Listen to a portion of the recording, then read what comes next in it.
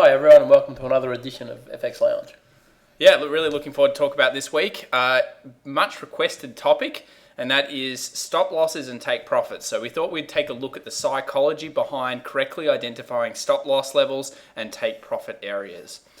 Now to start with, we always need to go through the general risk disclaimer. So I just want to let everybody know that this presentation/documentation is purely for educational purposes. The information in this presentation/documentation is of a general nature only. It does not take into account your specific needs or circumstances into consideration, and you should look at your own personal situation and requirements before making any financial decisions and seek independent financial advice if necessary. So now that that's out of the way, what we want to talk about this week is a little bit of technical theory behind support resistance and what we call role reversal levels. And the reason why we want to look at these is really what support resistance levels are is psychological levels in the market where the market is either unable to break past a resistance zone or unable to break past a support zone. And that usually means there's some psychological point or there's some reason why it won't break past that. And that's where we want to be figuring out where to place our stop losses, and we need to be aware of these levels. We're also going to be looking at the economic outlook, specifically the US dollar yen. There's quite a few bits of information coming over the next couple of weeks, and we saw Kuroda, who's the Bank of Japan's chairman. He came out and actually said that if you look at his quotes, he basically said that we're going to use all of the tools in our arsenal to do whatever it takes to obviously help the Japanese economy, and this could mean that we start seeing a bit of bullish movement in the US dollar yen, especially with his next statement that's going to come out. So I encourage everyone to look at that. We're also going to be taking a look at last week's trade, which was the gold trade, and having a look at how that went and some of the things we could learn from that trade. And then we're going to be taking a look at some live examples in the market right now of maybe where we could place stop loss and take profit levels based on psychological points. So I'd like to just start by talking about support levels and resistance levels. Some people that have been following this for a little while may be familiar with these slides, but this is just a line chart of general market movement, and we can see here that we've got multiple touches to this bottom zone, and at some point this becomes what we call a support level. Now, support level generally to me means that at least two touches to that area, and I like to usually look at one, second one, and then when it breaks about halfway up to that previous kind of swing, I usually draw my support line, and then I recognize that as a potential level for me either to buy, or if price breaks through it, potentially to sell, because that's a key break or a key level break. Tyrone? Yeah, that's right. When we've got the 2 points, we can definitely draw our line. We can make it basically a tentative support line at any point here. And if it is coupled with a level that people see as a psychological natural level, like a double zero, so if we were looking at a parity, say at $1 on the Euro USD, if it ever gets there, or the Aussie USD when it was there a few years ago, It becomes a very, very solid support and resistance level. So it's resistance, obviously, when it's coming through from the bottom. But at the moment, once we've got two touches of that support level, we can draw our line and say the very next touch, we would certainly be looking at price pausing there, or at least starting to consolidate to make its next move. Yeah, and what we can then do is we can look to potentially buy at this support level with the idea of profiting from the increase in price, and potentially this being maybe the end of a downtrend and the start of an uptrend. Now with resistance levels, they work very similar to support levels. It's just on the top end side. So we can see here that we've got multiple touches to this high point here, and at some point, usually the second one I like, we can draw this as a resistance level, and then we can potentially look at selling it at this level if price gets back up to it with the idea of profiting from the downside. Now, in the market, this is kind of how support looks. So we can see we've got a market that's going up. It's then formed this level here and found some form of support around this 79.65 area. Price has then gone back up, it's come back down, and it's kind of like a self-fulfilling prophecy. The more times that this level is reached when price has gone up, the more times and the more people that see it, and on the bigger time frame, let's say daily, more traders can see it as well. So time frames do make a big difference to psychological levels in terms of support and resistance. If we're on a daily time frame, every single person that looks at that chart over that day or even the next day or the next day is most likely going to see this support level. Whereas on a 5-minute chart, the only people that are going to see that are people that are there trading live at that point in time. So you always need to, think about that. I think a lot of people, they're really fixated on the smaller time frames, and they forget that the psychology behind support levels is people seeing these levels. People have to see them because you need the hedge funds and the banks to be trading with you.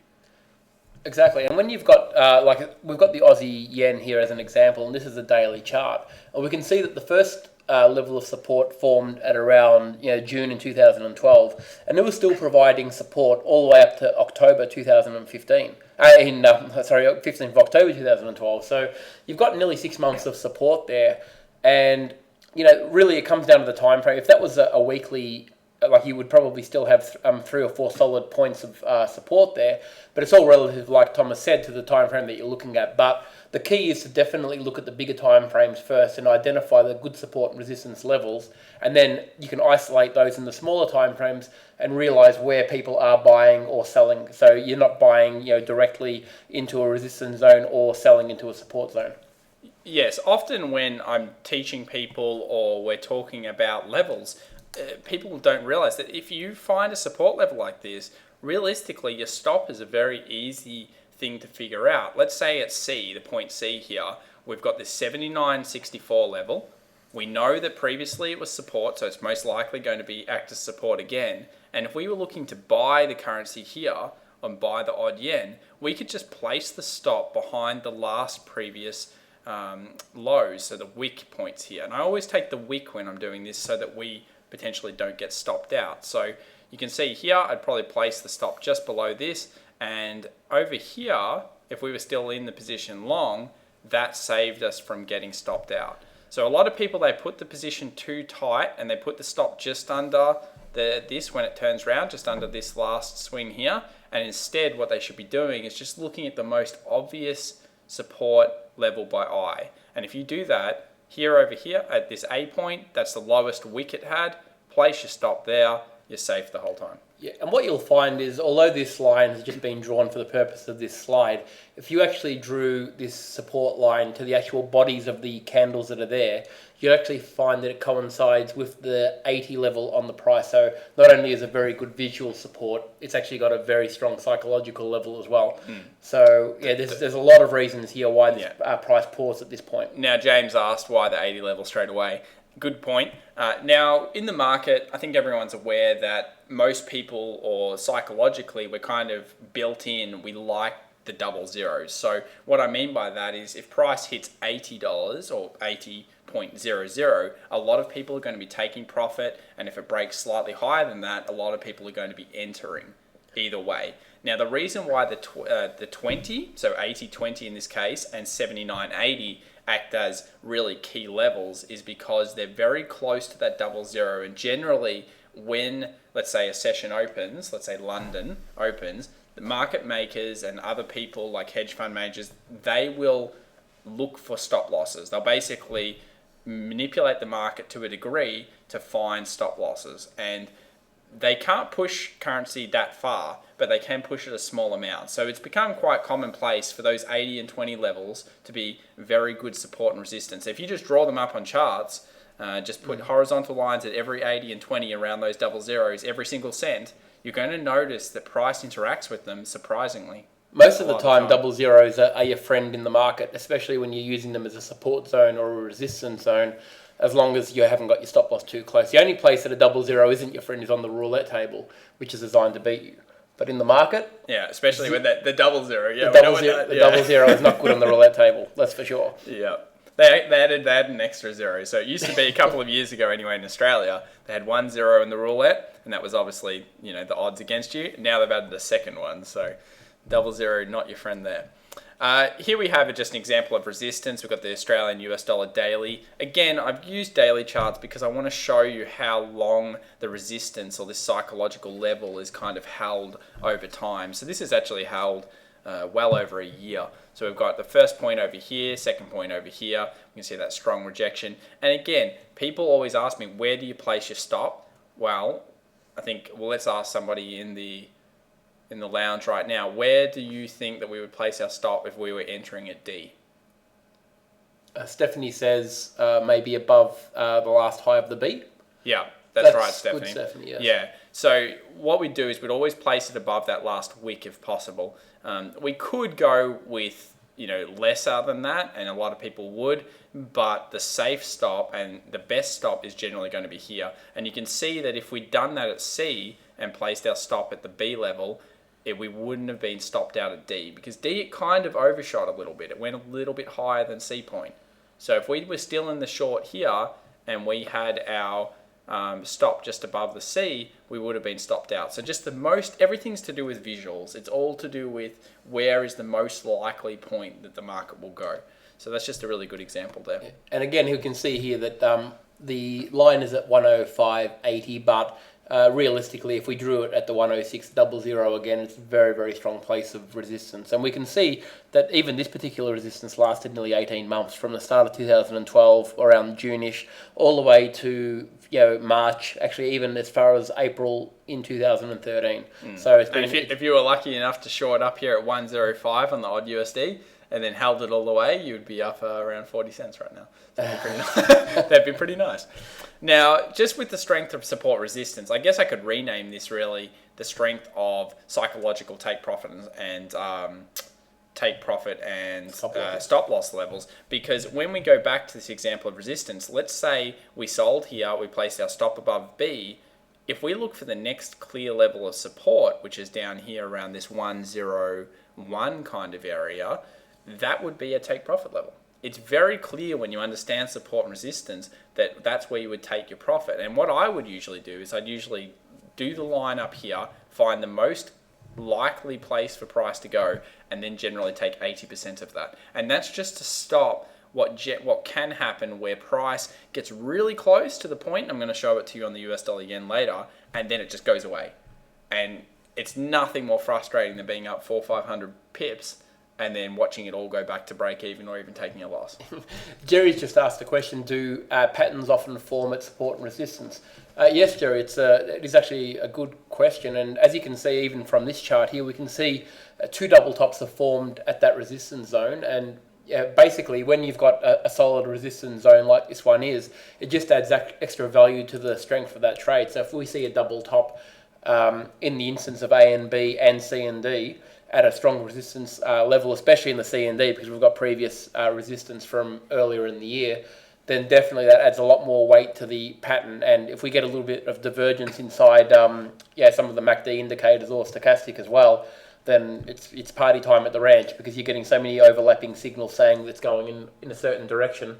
You can trade with a lot more confidence. Yeah, and even just little things like if you see something like this, some people would call this almost a shooting star. Obviously, it's not perfect. But if you see those kind of firm rejection closed candles followed by bearish, that is extra confirmation. We've actually got something similar to this on the Euro US dollar, so we'll take a look at that soon. Now, just with the strength of support resistance, these are the factors that may affect it. So things like the more times the level has been respected, the stronger it is. A recent level will have a greater significance over an older level. So if you're trading, it's all relative to the chart. If you're trading a daily, it could be year. If you're trading an hour, it could be a matter of, last couple of weeks or last couple of days. And then the level formed at a psychological number. That's what we're talking about when we talk about those double zeros. So if you were ever, let's say, buying a currency at, let's say, the Australian dollar at 70 cents, you should at least have your stop below the 69.80 and at least below the 69. I would usually place it around 69.75 if I didn't have a previous visual support or resistance level. So just those psychological numbers can be really important. And then, of course, we've got the extreme highs or lows. So always check back on that monthly chart, and we'll take a look at that in the US dollar yen a little bit later as well. So I just wanted to quickly go into role reversal, because again, this takes into account things like for our stop loss and correct psychological zones for doing that. So if we were looking at buying, let's say, the break of this resistance level, so let's say we bought it here, if we were going to do that, or even buying here on the support level, which was once resistance, we would always want to be placing our stop below the last swing. And that's just the best visual point. And that's also the best psychological point, because for price to break below this swing here, it would mean that the trend is not valid anymore, or the trend would not be as strong as it was once. And of course, when you're getting into something like a trade and you're going with trend, you want it to be violent and you want it to be in your favor, because the thing about trend is it should continue on until, of course, it stops and then consolidates. So for something like a role reversal pattern, the psychological stop loss always below that last visual swing. So if you can look for that on the charts, it's much better than using a moving average or using something else as a stop. Really good psychological viewpoint. Yeah, for the avid followers of support and resistance, the importance of a role reversal can't be overlooked. Like, the more strong the resistance, usually adds to the strength of the support when it does eventually break through. And as we can see now on the next slide, the role reversal works in the exact same manner when it does break support. When it does eventually break it down, the resistance is going to be where support once was. And you can usually get a lot of, it gets a very good kickback quite often if you can get those candles right, especially if it coincides with a rejection candle like a shooting star or an engulfing candle in or around that support resistance zone. It just adds a lot of weight to that trade. So in trading, it's always about validating what you're looking at. I mean, it's not always just picking one thing and saying, okay, we're at support or we're at resistance. It's always about looking for other reasons why other participants in the market would be also selling or buying in a particular zone. So we're always looking for that extra confirmation. But as far as role reversal goes, when you get that with a pattern or a candle rejection or anything of that nature, it always adds a lot more strength and makes the trade a lot more powerful. And a lot of people also struggle with things like take profit. So yes, okay, we know we could place that stop below that last swing or above that last swing. With take profits, there's multiple different ways of doing it. One way is you look at the last swing before it comes back to test this role reversal level. So let's say here, and then when you sell here, you can take profit at that low. The other option is you wait and hopefully the trend continues because it's a strong trend. It closes below that level, and then you wait for it to continue on, basically making a series of lower lows and lower highs, because we're shorting here, so we're selling it down. And until it stops doing that, if you want to go back and look at last week, and when you can correctly identify how to see when it stops doing that, you can actually just stay in the trade. And sometimes that can keep you in the trade for 10 cents, 15 cents, or 1,000 pips, 1,500 pips worth of movement, because you're following an aggressive trend based on that time frame's swings. So basically the pullbacks and then the new low. So in this case, if I was selling it here, I would then wait for it to come down to here. I'd be very happy with that. I'd look for the next swing. As it broke past here, I'd place the stop loss here. And then if it goes back up, swings down, I'd then place the stop loss above that. And I just keep following down price. Michael's just asked, is the first touch any stronger than the next touches of resistance after role reversal? Michael, it's not so much that it's stronger. Any touch of resistance after it's broken through support is significant. The first one quite often can have the most aggressive move, and quite often it doesn't come back when it does touch that resistance level. Quite often, especially in a role reversal to the downside, we do find in most cases that downside trend is a lot more aggressive and a lot more faster than trends that are going up. So any rejection from a support zone once it's broken through can often have very, very significant moves that don't actually come back and test the resistance again.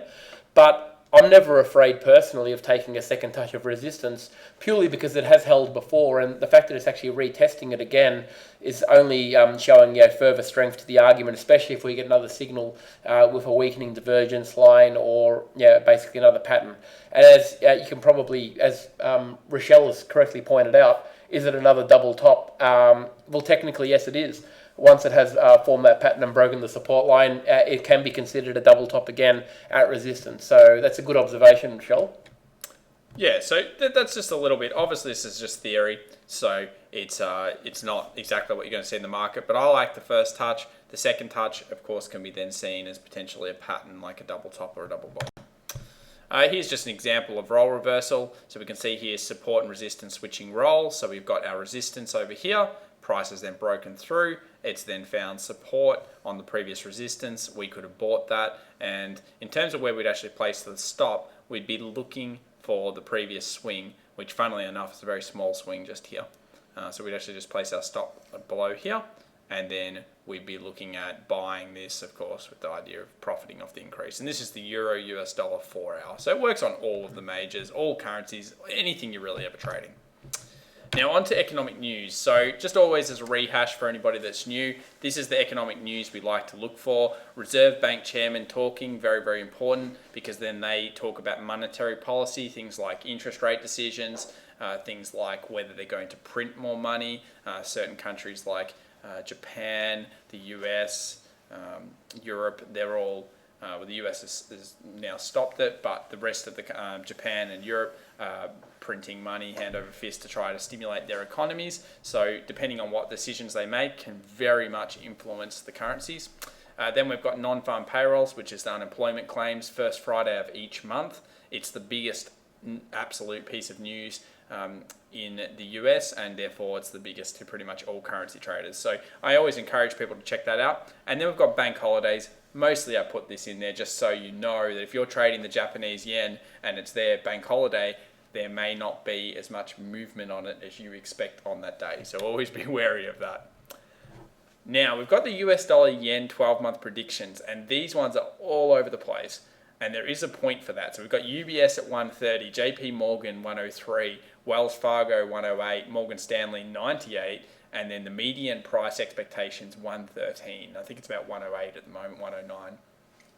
So what we're seeing here is people shooting each way quite a lot. And there is the reason why that's happened is because we're expecting Kuroda, who's the Bank of Japan's chairman, we're expecting him to come out and he's probably going to say some very important things about the monetary policy in Japan over the next 3, 4, 5 months. And depending on whether he chooses to increase the printing of the Japanese yen or decrease it, will drastically affect our 12-month predictions. And you can see some people are going on the side of he's going to remain and kind of keep it where it is, like Morgan Stanley. Actually, of people going to 110. So it's quite interesting that this is almost double the size of the next biggest histogram. And it just shows that there's quite a large consensus that 110 should be where the US dollar yen is currently fairly priced. Then if we go to the quarter 4, we can see that there's a lot of people sitting around that 117 mark. So I think that more, even though the ones I picked out as some big names, I think that the majority of, I guess you could say the experts on this from a fundamental side, they're thinking that Kuroda is going to increase stimulus and that maybe it's a self-fulfilling prophecy. They just have to do it to keep their economy alive and inflation where it is. And the one thing about the USD yen is when it does move, especially on a decent news announcement, it is like a freight train. It can literally move 5 or 6 cents in a day. And it can do it. If you're on the wrong side of that, you'll know about it, or you may not even know about it. It'll take you out so fast. Yeah, and that's why I do suggest to people these kind of decisions can absolutely change the next months. These are very big decisions, these monetary policy decisions. So always have a stop loss. I've heard some horror stories of people not having stop losses because they don't get stopped out and they leave it in there and then it becomes a little bit too much for them to handle. So place a stop loss as soon as you're into a trade or before. Like place it as you're going to a trade and always have an idea of where that needs to go. The other thing I want to state is, of course, if the US dollar yen does go up, the other benefit, I guess, of buying the US dollar yen is that I think it's still positive swap. So that's always a bit of a handy thing, getting a little bit of extra money each day. Now, a couple of live examples for you. The odd USD, a lot of people talking about that. Obviously, the US dollar yen and the Euro US dollar. So let's go over to the charts and take a look at what's currently happening on the odd USD. So the Australian US dollar daily, we can see that price is still coming down. We had that MACD switch from above the zero line to below it, and we've still got the signal line inside. It looks like we've actually got a common case of role reversal. Let me just quickly load up the toolbar so we can do a little bit of analysis together. Now, if we go down to a 4-hour chart, which will probably use an hour, we're going to see that price broke through last week, and then off the monetary minutes that came out the other day, it went back up. but a lot of people probably would have shorted around this zone, around this 73 kind of 20 zone. A lot of people would have been placing sells, and then if they were safe and they were placing the correct stop losses, they should have been placing their stop losses above here, so around this 74 00 point. So it's funny, again, 74 00 psychological level, but if you were placing a stop above here, you'd still be in the trade short. If you placed it even above here, you'd still be in the trade short. But if you just used a standard, let's say 40 pip stop loss or 20 pip stop loss, you would have been stopped out and quite frustrated about this trade. It is a very common mistake that inexperienced traders make, that they actually put their stop loss in line with a dollar value rather than where the stop actually needs to be. So it is very, very important that you actually put your stop loss where it needs to be and then worry about the contract size and the risk as an afterthought, if you like, because it is the most important thing. It's no point having a stop loss that's going to get hit, artificially, or too early in a trade. There's nothing more frustrating, in fact, that when a stop loss does get hit and the trade that you have put on goes in the direction that you originally intended and probably goes on to take out a take profit that would have been profitable for you. So it is very, very important to put the take profit and the stop losses in the correct area, and then adjust the lot size accordingly to make sure the risk fits within the account size that you're working with. And just to quickly clarify this, here we have the support. We had support again. We had support again. It broke through and then it came back up. And, I'd consider this still, it tested this level. If you shorted here, you place the stop loss above here. You're looking, of course, for a break of this level down here, and you'd still be in the trade and you'd be in profit. So that's just a good way of kind of looking at something. Now, to go over to the euro, I wanted to show a few people this. So this is a good example of confirmation of resistance. So we're on a weekly chart here, and we can see here resistance, resistance, resistance, resistance, resistance, and then we've had this shooting star candle pattern that actually happened 2 weeks ago, and this was our confirmation to start shorting the euro. Because we had our resistance level, it had held multiple times. So here's our A, here's our B, here's our C, here's our D, here's our E. At E point, we get a extra confirmation, which is our shooting star. And remember, if we were shorting here, because we were shorting at resistance without the confirmation, we should have always had our stop above the wick. And if we'd done that, we would have been safe. But I know a lot of people that didn't do that. So it's very important we look at those visual levels and you're aware of where to place those stops. Because if you didn't place your stop above this wick, and it's a great example, you would have been stopped out. And I like to wait for that confirmation. So there's our confirmation shooting star, short here, and around this 114.40 level-ish. And then I'd be probably aiming for at least 50% pullback here. So around this 101 or 110, sorry. Level. It's quite good. And for those traders who are already in it, obviously you're probably well up because you would have shorted this probably on the break of that shooting star candle. But for anybody looking at another opportunity to maybe get into this, I would be looking at the break of the swing. So if anyone who was watching last week's video when we were talking about trends and swing highs and swing lows, we've got our latest swing, which is just down here. So if price breaks past the, well, let's call it the 112.00 to make it safe. If we get a close below there, it's probably another good significant entry point, which is probably going to indicate that we are going to the next level, which will be around the 110. So there is another solid 200 pips there. If you get if you've missed out on the initial break, just look out for the next break of that low. Then we're going to get a confirmed trend change from up to certainly a downtrend. And yeah, definitely, I think our profit target could be hit there. And I think it's one we'll keep an eye on even for the FX Lounge account. Absolutely.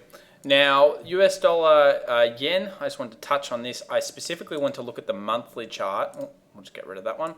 And the reason why I want to look at the monthly chart is we were talking before about psychological levels. And if you can see here, if we just draw the previous peaks and the previous kind of troughs, and this is a monthly chart, so we're going really far out, but we can see how prices interacted multiple times with this 105 level, so 105 on the yen. And we can see that price almost made it there a couple of weeks ago. And this comes back to my 80% kind of rule. If you were shorting the yen, you needed to be very careful about continuously shorting past this level of 105.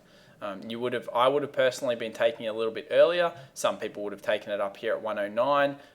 Some people should have been taking it hopefully around 106. But you can never aim for perfect. You have to aim for kind of like a zone. So for me, I would have been carefully watching it around this 106, and then I would have obviously put in stop loss procedures. And if we go down to let's say a daily, at least if we were shorting it the whole way down, we should have placed our stop above this point, which means we'd still be in because that's the swing on the daily. And if we knew we were coming to a critical point, what you would have wanted to do was to follow the swings down and probably go at least just above here, so this 107 area, and we would have been broken out, and now it looks like it's going to break high. So always be aware on that monthly chart of points, and very, very big psychological points. And this is how we can figure out our take profits and figure out our stop losses. Because if you look at this short, it's basically saying if we break past these lows here, we're most likely going to go to here.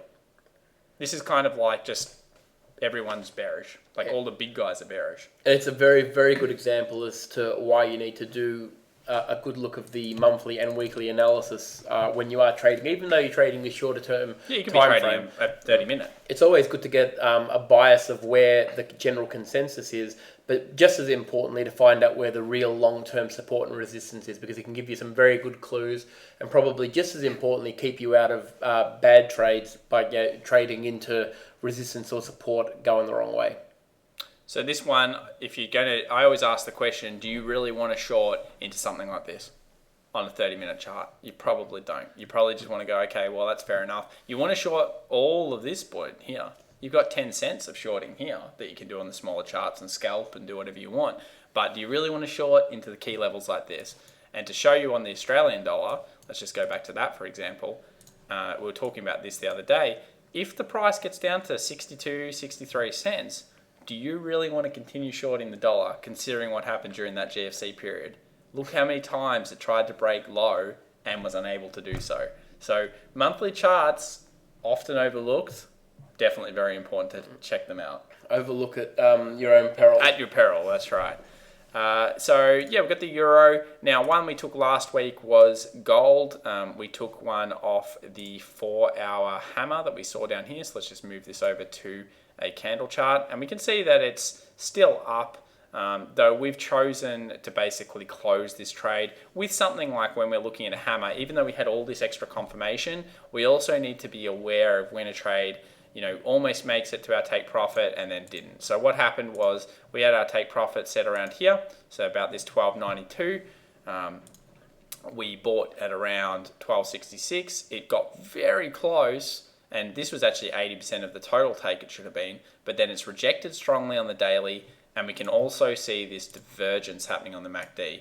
And divergence basically is where price is making new highs, and we've got a MACD histogram which is weakening. The daily MACD histograms, it's definitely very important, but as you can see, the last even 3 or 4 days, it's in a downward pattern, and it doesn't look like there's any sign that it's actually going to reverse. So that's giving us enough clues to say that, look, maybe this trade isn't as healthy as it was when we initially put it on.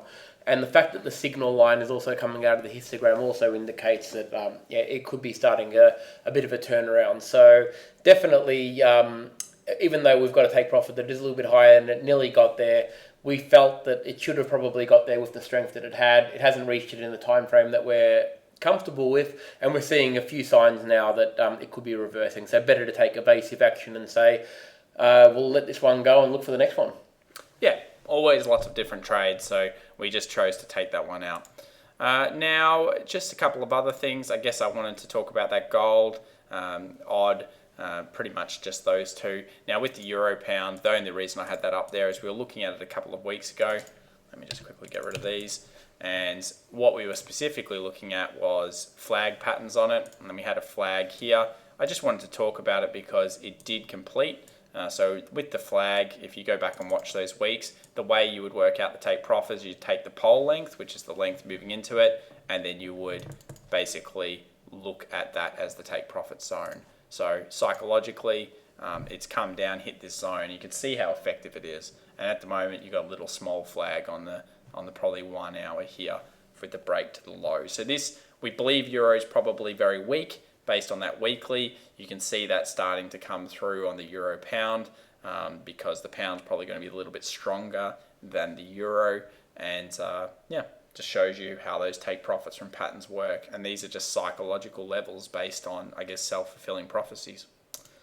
So I'd just like to thank everyone for coming out this week and going through this. We're going to be covering next week actually a live trade that someone else took. So they've sent us one through, and I'd really like to go through that and go through the psychological stop and take profit zones that they used and what they could improve upon, and maybe their analysis they improved upon. So we're going to dissect a couple of trades that we've gotten through from you guys, and really appreciate those trades and keep them coming through, because we'd like to continue doing, let's take a look at what other people are doing, and then hopefully that helps you as well. We really do appreciate everybody's contributions to our emails, and we are actually finding that a lot of the trades that are coming through, people are seeing the same thing. So we are going to pick the most popular, and probably the one that we can do the most work with, because ideally, the more people that are seeing the same trade, the more help that we can be. But keep the ideas flowing, and we do really appreciate everybody taking the time to spend this time with us on a Wednesday night, and we look forward to seeing you next week. And if you're watching it later on, we look forward to seeing you next week as well. Now, just remember, the email address is trades@thefxlounge.com. So it's trades@thefxlounge.com. See you next week, guys.